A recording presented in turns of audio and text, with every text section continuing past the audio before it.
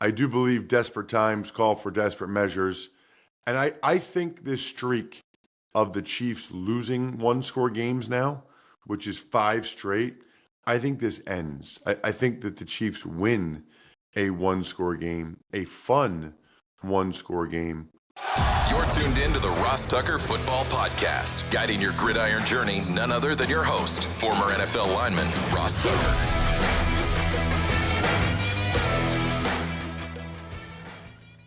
Oh, yeah, it is. But it's not just any Ross Tucker Football Podcast. It is a Picks Wednesday where I will give you my picks straight up for every game, week 12 already in the National Football League. There is some news to get to a little bit later on in the show as it relates to a couple of signings and injuries and even a coach hiring that I think is worthy of talking about, even though it's on the college side. But first, on a Wednesday, we always start with the picks, starting with Thursday night. It's Big Show time. Want to know which team is going to win every single game on Sunday? Then listen up. All right, Ross, as you alluded to there, we're going to start with the Buffalo Bills. They're traveling to Houston, playing the Texans.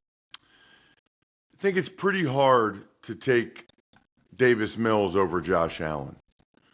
The Texans announced yesterday that C.J. Stroud will miss a third straight game as being in the concussion protocol. I guess it sounds like if they were playing on Sunday this week, that Stroud might be able to clear the protocol and play, but they don't. They play tomorrow night. They play Thursday night, and so he's not going to be able to clear the concussion protocol in time. That's unfortunate. You know, I actually am a big fan of Thursday night games. A lot of players I know are. It's an easy practice week, and then you get the weekend off. But this is one of the negatives, is the guys that, you know, maybe otherwise would have performed that are not able to. Davis Mills has not been great for the Texans, but he has played his best late in these games when they've needed it the most, and he's helped them win the last 2 games. He's played good enough football. I think this is sort of a step up in class to beat Josh Allen, certainly the way Allen looked on Sunday against the Bucs. That said, the Bills' defense did not look great against Tampa. Sean Tucker had a huge game, so maybe Woody Marks can have a huge game for the Texans. And also, the Texans' defense is elite, as in as good as any defense in the NFL and maybe the best defense in the NFL. Their formula for success will be turning Josh Allen over. He had a couple of bad interceptions on Sunday against the Bucs. Again, the Texans need to get a strip sack or 2, turn him over, get an interception. That's their chance to win. Kind of tough to predict that to happen. So I'll go with the Bills to win 24-17. Next up, it's the Bart Scott Bowl. The Jets, they're at the Ravens. I like that. I actually like when you do that, like the Bart Scott Bowl. I have a healthy appreciation for you tying teams together. Bart Scott was a member of the Jets the last time the Jets were good, which is a long time ago at this point. What year were you born? 2000. Okay, so when you were like, what, 8, 9, and 10, that the Jets were going to AFC Championship games with Sanchez? It was like, 9, 10, 11, but yeah. Oh, I'm sorry, I was off by a year. My bad. Yeah, you better be sorry. Yeah, I'll never let it happen again. Okay, I like the Ravens. The Jets are going with Tyrod Taylor, reportedly, at quarterback. I'll be curious to hear what Aaron Glenn says about that, because that was a report, not an announcement. I have a feeling that Aaron Glenn's not going to be happy about that report, and probably neither confirm nor deny that report. Ultimately, I'm not really sure it matters. I do think Tyrod Taylor probably gives the Jets a better chance to win than does Lamar Jackson. Then does Justin Fields against Lamar Jackson. But I don't think they're going to get it done, especially not in Baltimore. Give me the Ravens. I'm not sure they blow them out as much as other people are suggesting, or like the betting line that we talked about on the Even Money betting podcast. But I do think the Ravens win the game. How about 27 27-14, something in that range. Next up, Chicago Bears. They're hosting the Pittsburgh Steelers. And even though Aaron Rodgers supposedly has this fracture, or reportedly has this fracture in his left wrist. I don't even know if it's reportedly. I think Mike Tomlin sort of confirmed that yesterday. Still sounds like he has a chance to play. They're going to see where he's at on Friday and see if maybe they can brace it up and allow him to perform even with this fracture in his wrist. The concern there, and I'll talk about this more in case I'm wrong, with Dr. David Chow from SixScore.com on tomorrow's second Even Money podcast betting episode. But the concern there is that what happens when he falls? What happens when he goes to the ground and has to brace himself with that wrist? You don't want to do further damage, etc. So that's, I think, what they need to kind of figure out, whether or not they can put him in a situation where the hairline fracture, whatever the fracture looks like, would not get worse and would still be able to heal. I think it's tough to take the Steelers in that regard. I'm kind of going back and forth on this one, but not knowing if Rodgers is the quarterback, I almost feel like they might be better off with just a healthy Mason Rudolph. Maybe it makes sense for at least a week to let that thing heal for Rodgers. But we record these on Wednesdays because I want to get them out early for you guys and for the Thursday night game. So I'll take the Bears to somehow, some way, get a win late because that's what the Bears have done this year. I don't envision there being a ton of points, but I think Cardiac Caleb and the Bears come through late. That's been their MO all year. 20-17. Duh, Bears. Next up, New England Patriots. They're traveling to Cincinnati, playing the Bengals. And the suspension for Jamar Chase for spitting was upheld last night by Jordy Nelson. So he is officially out for this game. By the way, he's losing over $500,000.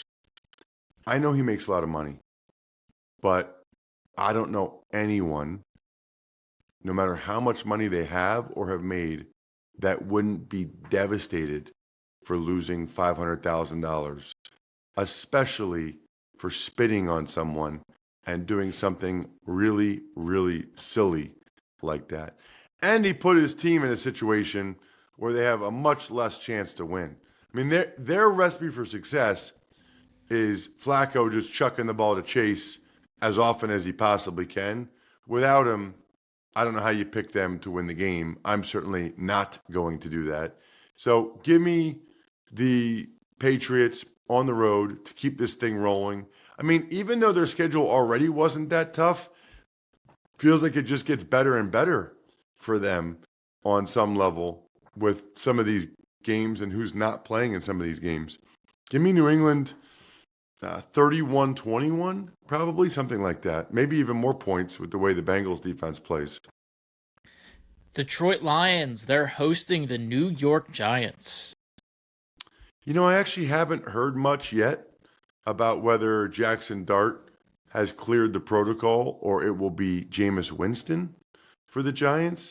Typically, a guy only misses one game in concussion protocol. That changes a little bit when they have a concussion history. So that's something I think that's notable as it relates to this game. Either way, I'm taking the Lions to bounce back.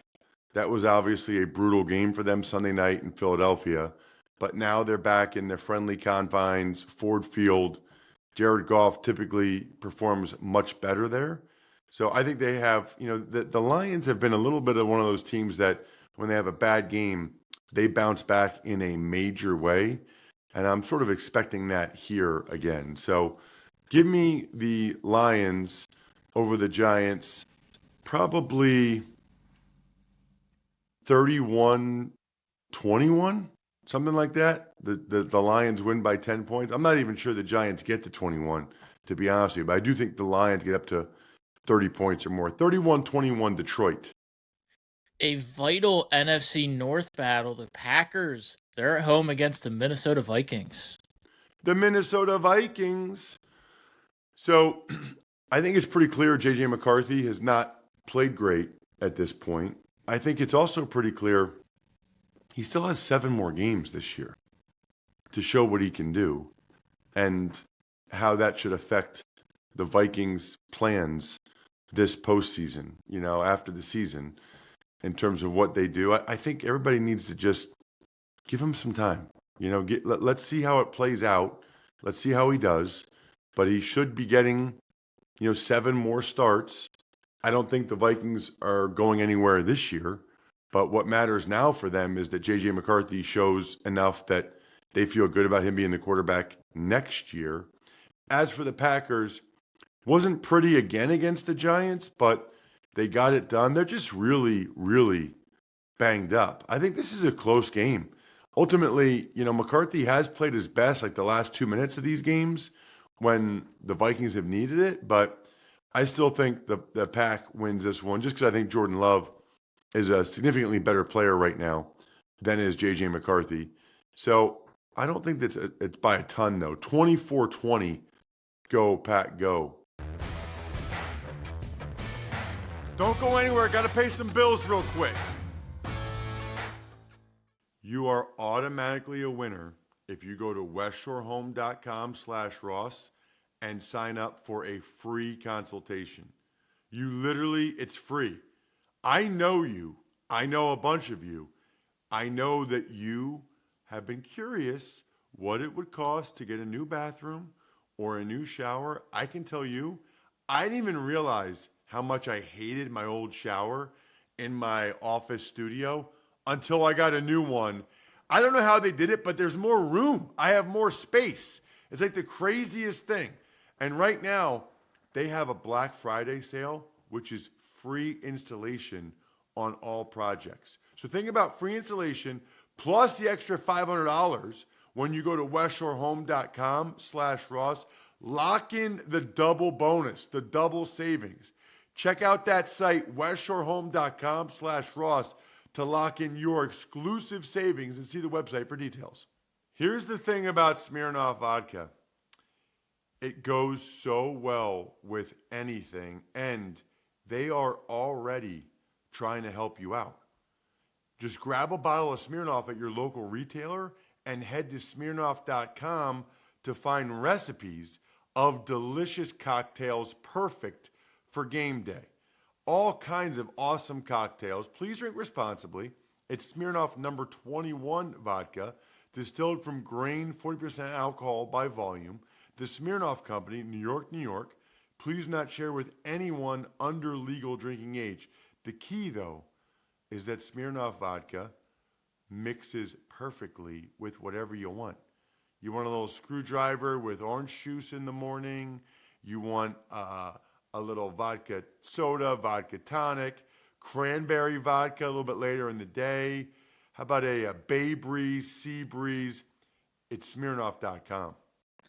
Next up's probably the marquee matchup of the day. The Kansas City Chiefs at home against the Indianapolis Colts. It's a Sunday 1 o'clock game because Fox has the late window with their marquee game being the Cowboys and the Eagles, which means the Colts and the Chiefs are at 1 o'clock. I believe it's a Tony Romo, Jim Nantz game. Really fun game. The Colts have been awesome this year. They're 8-2. The Chiefs obviously have struggled, 5-5. I like the Chiefs in this game. I know that the Colts are coming off a bye. Colts have played really well. I know that a lot of this applied to last week in the game against Denver, but I do believe desperate times call for desperate measures. And I think this streak of the Chiefs losing one-score games now, which is 5 straight, I think this ends. I think that the Chiefs win a one-score game, a fun one-score game, 27-24. Maybe it's a game-winning field goal drive or touchdown drive by Mahomes late. But ultimately, I think the Chiefs get a much, much needed win. Next up, the Seattle Seahawks. They're at the Tennessee Titans. Seahawks have been phenomenal on the road. We've documented that a lot. Their defense has been outstanding all year. Titans had a heck of a chance to win that game on Sunday. I think, did he go to overtime or did he make that field goal at the end of regulation? I can't remember. I think end of regulation for the Texans. But the Titans were right there with the Texans. I'm not sure they'll be right there with the Seahawks. I think Sam Darnold is going to bounce back after a really poor performance against the Rams. I expect Darnold to play one of his better games of the year. And I think Seattle wins this one probably maybe even 27-13, probably by a couple touchdowns. And I don't call for that very often, but I think that's probably what happens in this one. Jacksonville Jaguars are at the Arizona Cardinals. So I like the Jags to win the game, but I do think Arizona will bounce back. I think both these teams will regress to the mean, if you will, meaning Jacksonville won't look nearly as good as they did against the Chargers. I mean, that was super impressive. Kudos to Jacksonville for taking to the Chargers like that. And the Cardinals, boy, their defense was atrocious against the Niners. Really surprising because Nick Rallis and Jonathan Gannon have done a pretty good job with that unit on that side of the ball, despite maybe not having that many difference-making players. But I like the Jaguars to win, but I do think it's a pretty close game. Brissett keeps it going, and I wouldn't be surprised at all if the Cardinals won the game. But I think it's kind of a fun game. I'm going to say 24-23 Jags, but truly, in my mind, could go either way. I think the Cardinals come out there to play after a disappointing showing at home against the Niners. Game you might know a thing or two about, Ross. The Cleveland Browns are at the Las Vegas Raiders. Really looking forward to this one. First of all, I love Allegiant Stadium, the Raiders' home field. Secondly, two of the most diehard, loyal, passionate fan bases in the NFL who, quite frankly, have not gotten a very good return on that fan investment over the last 20 years or so, yet they're still so diehard, so invested. I love doing games with fan bases like that, and it looks like there's a pretty good chance, although nothing's official yet, that it'll be Shedeur Sanders' first start, which I'm fired up about. Obviously, a lot of people will be watching, which is cool. They're going to want to see how Shedeur does, and I'm one of them. I'm excited to see how he does. I called one of his games last year in college at Colorado State. I thought he played very well in that one. They put it on Colorado State. He put a lot of points up. I have a healthy appreciation in particular for his toughness. I mean, he took some vicious shots in college and kept going. I don't know that he wants to keep doing that in the NFL, but I appreciate toughness maybe as much as anything. So greatly looking forward to it. Should be a fun one. I think it's probably hard to pick the Browns to win, although the Raiders looked so bad Monday night, and it's a short week for the Raiders. I still think it's hard to pick Shedeur Sanders in his first start to beat out Geno Smith. I mean, the guy's a two-time Pro Bowler, 22, 23, even though, by all accounts, including his, has not played to that standard this year for the Raiders. My guess is it'll be a little bit of a roller coaster for Shedeur Sanders. I think he'll make some really good plays, some really good throws, kind of like he did against the Ravens. He had some really good throws, the one to Fannin, the one to Larvidan. I mean, but I also think he'll probably turn it over a time or two. He'll get fooled by a coverage that he hasn't seen yet. So I think the Raiders probably get this one done. I wonder how many points there will be just because that Browns defense is so good. I'll say the Raiders in a close one. Maybe, I always hope it's a close one when I'm calling a game, but let's go 19-16 Raiders get it done. Next up, Philadelphia Eagles at the Cowboys. Crucial NFC East matchup. It is a crucial NFC East matchup. The Eagles pretty much, the division will be over if they win this game. I think a lot of people would probably argue it already is, but I think they'd essentially clinch if you win this one and get to 9-2 and the Cowboys fall to 4-6-1. This is a very, very tricky spot for the Eagles. They're coming off of a couple of primetime games, against good opponents where they got the win.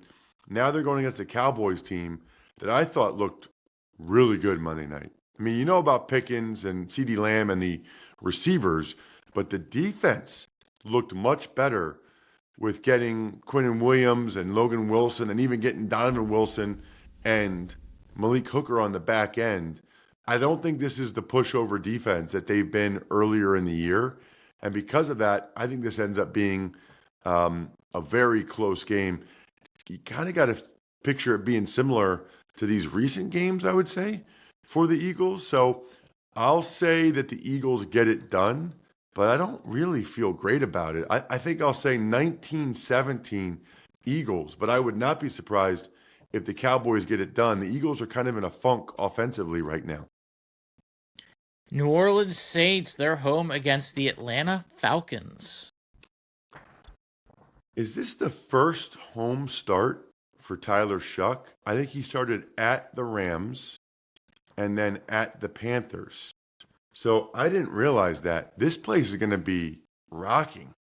The Superdome is going to be on fire because they're excited about him, especially with how well he played in that game against the Panthers before the bye. So that's going to be an awesome atmosphere. Meanwhile, it's Kirk Cousins and the Falcons coming to town. I'm going to take Tyler Shuck. I think it's a good game. Probably could go either way. I'll say 23-20. The Saints get it done at home and get back-to-back wins led by their high second-round pick who's trying to prove they don't need to take a quarterback in this upcoming draft. Big battle in the NFC for Sunday night. LA Rams home against the Bucs. We got pretty good games. Sunday night, Monday night. That's always fun. I like the Rams to win the game because I think the Rams are the best team in football. The Bucs are kind of in a bad way here. It's important to take note whether or not it looks like Bucky Irving or Chris Godwin will play. But regardless, the Bucs offense isn't really the issue. Sean Tucker was amazing. They'll still probably be able to move the ball because that's what Baker does. The question will be whether or not their defense can slow down the Rams because their defense couldn't slow down the Buffalo Bills at all in that game. Rams have been a machine. The Seahawks slowed them down a little bit. I think this is a fun one. 31-27. I think Baker and Matthew Stafford go back and forth, but 31-27 Rams get it done at home. We move to Monday night. Carolina Panthers at the San Francisco 49ers. I like the Niners. I think that they are the better team. Certainly, they looked really proficient offensively, getting Brock Purdy back in the lineup. Bryce Young was incredible, and that's good timing for the Panthers because this is really their first, that I can recall this year, primetime showcase game where everybody will be watching Bryce Young at the same time, watching, judging, deciding how they feel about him. And as a result, I like the Niners to win. I think they're just the better team in this one. I do think there's a decent amount of points again because the Niners defense has struggled. So I think this ends up being 30-27. San Francisco gets it done. I almost always go for close games because I'm rooting for close games. 30-27 Niners. More great stuff right after this. Spend a lot of time on the weekends traveling, looking at my phone, streaming live sports because that's what we do these days. And nowadays, Fox One has their own app so you can stream your favorite live sports and be there for the biggest moments. They got all kinds of college football, including obviously big noon kickoff. NFL Sundays, they've got it. And then obviously they already had the MLB postseason, NASCAR. It's important to watch these games live. I know you can go back and watch them. Let's be honest, it's not the same. Fox One, we live for live, streaming now. I don't understand the science. Maybe it's because they are originally from Canada, but Labatt beer tastes even better in the winter. It is so good. And with buy beer, get gear from Labatt, just go to the website, snap a photo of your receipt, upload it instantly to rack up points for exclusive merch. You can get points for every purchase at any store, bar, stadium, any size, any product. It doesn't matter. Anywhere you're buying Labatt. Buy beer, get gear. Go to rewards.labattusa.com to sign up. Tuck's Takes. Got some news around the league, Ross. We're going to start some roster moves. The Jags, they signed safety Juan Thornhill. The Commanders, they released kicker Matt Gay, and they signed Jake Moody off the Bears practice squad. I feel like Juan Thornhill has gotten released and signed like 5 times this year. You know, he's like that guy this year, or one of those guys. The funny thing about the Commanders signing Moody is the Westwood 1 game I did with Kevin Harlan in Washington, Moody kicked the game winner for the Bears. And now the Commanders are like, well, Gay just missed our chance to win the game against the Dolphins. Let's go get the guy that hit the game winner against us, which is kind of funny. Injury notes, Dolphins DB Juju Brents, he has a season-ending foot surgery. Eagles tackle Lane Johnson, he's out 4 to 6 weeks with a Liz Frank injury. And Texans quarterback CJ Stroud, like you mentioned earlier, he's missing his 3rd straight game with a concussion. So the most notable there is Lane Johnson. He has been the best right tackle in the NFL for almost his entire career. He's been the best Eagles offensive lineman, or at least one of the 2 best, for a long time now. It's a major, major loss. Also because Fred Johnson, who does a decent job filling in for him, no longer can be the 6th offensive lineman. So it's kind of like the Eagles are getting worse at 2 positions. And you know that the Cowboys and every team the Eagles play are going to attack that right tackle spot. Eagles might have to give that position more help than they have recently. And not NFL, but football news. Virginia Tech, they're hiring James Franklin, head coach. Well, I think anytime a job is this big that it could have been an NFL coordinator that would have gone and taken it, that it's worth talking about. Plus, I think a bunch of you remember that listened to it here on the show, or you watched it, youtube.com/Ross Tucker NFL. Jack and I went up to Penn State, during training camp, and we interviewed James Franklin, Drew Aller, the quarterback, Nick Singleton, the running back. Really just maybe we were bad luck, Jack. I don't know. I mean, Singleton hasn't played as much as Katron Allen. Drew Aller got hurt. James Franklin, got fired. I think Virginia Tech is a perfect spot for him. He recruits the Northeast, in particular that DMV area, very, very well. And I think this is almost worst case scenario for Penn State, because he's going to be recruiting a lot of those same Virginia, Maryland, Pennsylvania, New Jersey kids that he was recruiting at Penn State. And he is elite, absolutely elite in that regard.